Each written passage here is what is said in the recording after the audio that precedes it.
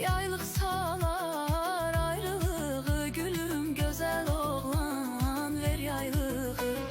Yaylıq salar ayrılığı, yarcan gözəl oğlan ver yaylığı.